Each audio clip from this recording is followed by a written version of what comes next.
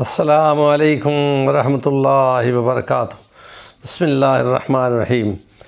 سیرت نبوی صلی اللہ علیہ وسلم کے عنوان سے مختلف مضامین پہ بحث چل رہی تھی۔ ہم سیرت کے اندر نبی پاک کی زندگی کے تمام واقعات میں معجزات بہت بڑا عنصر ہے۔ ہر نبی پر خدا نے معجزے اتارے ہیں، وہ نشانی ہوتی تھی کہ یہ خدا تعالیٰ کی طرف سے اس کو یہ چیز ملی ہے۔ اور ہم کہتے ہیں ہمارے پیغمبر صلی اللہ علیہ وسلم کے بہت سارے معجزات ہیں، اور ان میں سب سے بڑا معجزہ قرآن ہے۔ موسیٰ علیہ السلام کے دور میں جادو کا دور تھا، تو حضرت موسیٰ علیہ السلام کے ہاتھ میں لاٹھی دی اور پھر ایسی کہ جادوؤں کا توڑ نکال کے رکھ دیا۔ حضرت عیسیٰ علیہ السلام کے دور میں مختلف طریقے تھے دواؤں کے اور علاج کے، تو اس سلسلے میں ان کے ہاتھ سے وہ معجزے کیے جس سے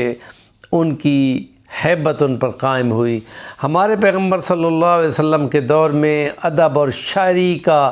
بہت زیادہ عروج اور چرچا تھا ان کی دنیا میں، تو اللہ پاک نے پیغمبر پہ جو کلام اتارا تو اس نے ان کی شاعری اور ان کے ادب اور ان کے لٹریچر کو ملیہ میٹ کر دیا۔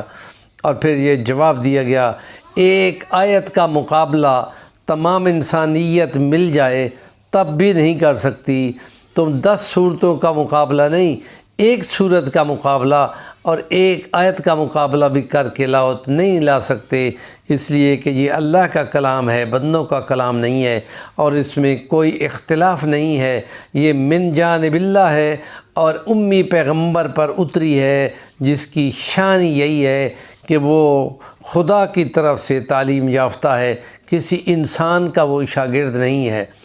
تو جس وقت یہ چیز کہی جا رہی تھی، اس وقت خدا پاک نے 1400 سال کے بعد آنے والے کچھ واقعات کی اشارے وہاں کر دیے قرآن میں، اور اس وقت ان کی رینج ان کو سمجھنے کی اور اس کا سمجھ کا معیار وہ نہیں ہو سکتا تھا، اس لیے لفظ استعمال کیے، ان قریب ہم تم کو اپنی نشانیاں دکھائیں گی کہ تم پکار اٹھو گے کہ بے شک خدا ہر چیز پہ خود نگہبان ہے۔ اور آج کا دور جو ہے وہ جدید فلکیات اور اسٹرونومی کا ہے، جس میں بہت ہائی لیول کی ہیوی رینج کی بہت بڑی رقمیں لگا کر دوربینیں لگائی گئی ہیں۔ تو ٹیلیسکوپ کا دور ہے، ہبل دوربین نے 10-12 سال تک خلا میں فوٹو بنائے، اس کے بعد اس سے بھی بڑی رینج میں لائی گئی، یورپ کے ملکوں کی طرف سے $4 ارب لگا کر جیمز ویب ٹیلیسکوپ لگائی گئی، تو اس نے خدا کے جہانوں کو کی وسعتوں کو بیان کیا تو بندہ حیران رہ گیا۔ لیکن ساتھ ہی وہاں معلوم ہوا کہ ستارے جہاں موجود ہیں اور بہت بڑی بڑی گلیکسیز موجود ہیں، ان کی بڑے بڑے کہکشاؤں کے علاقے اور ان کی دنیا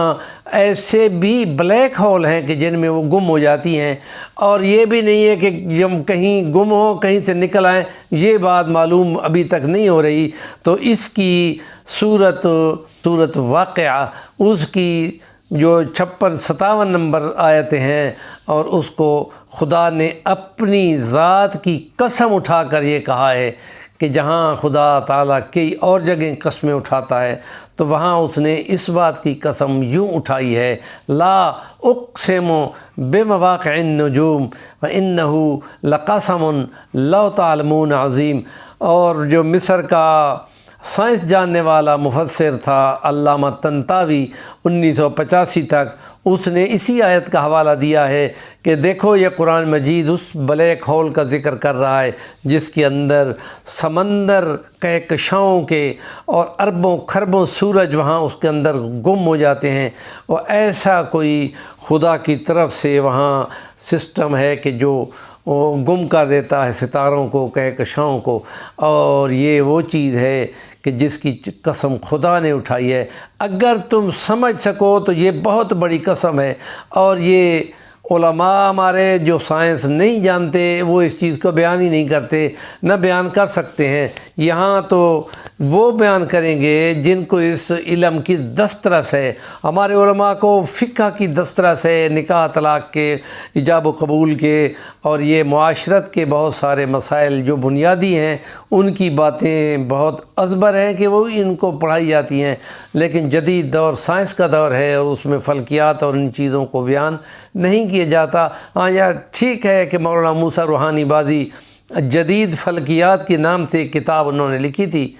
اور وہ کتاب پنجاب یونیورسٹی کے اساتذہ بھی ان سے سمجھنے کے لیے آتے تھے۔ وہ فرمایا کرتے تھے کہ مختلف جو سیارے نو کھڑے ہیں، میں آپ لوگوں کو بتا سکتا ہوں کہ مشتری پہ اس وقت کیا ٹائم ہوگا، چاند پہ یہاں پہ یہ ٹائم ہے، چاند پہ یہ ٹائم ہوگا، اور مریخ پہ یہ ٹائم ہوگا مختلف۔ اور یہ ان کی دسترس تھی جو سائنس کی۔ اور بنی عباس اور بنو امیہ کے دور میں مسلمانوں نے جو وہاں یہ رصد گاہیں بنائی تھیں، انہی کو ترقی دے کر بنی عباس کے دور میں مسلمانوں نے ٹیلیسکوپ کے نظام کو آگے بڑھا کر یورپ کو دیا، اسپین کے اندر، اور پھر انہوں نے ان کی جدید سائنس آگے بڑھی تھی۔ اس لیے کہ خدا کا قرآن بندوں کو یہ کہہ رہا ہے، کیا تم غور نہیں کرتے؟ کیا تم دیکھتے نہیں؟ کیا تم دھیان نہیں دیتے؟ تمہاری قدموں کے نیچے خدا کی بنائی ہوئی تخلیق کی ابتدا کے نمونے پڑے ہیں۔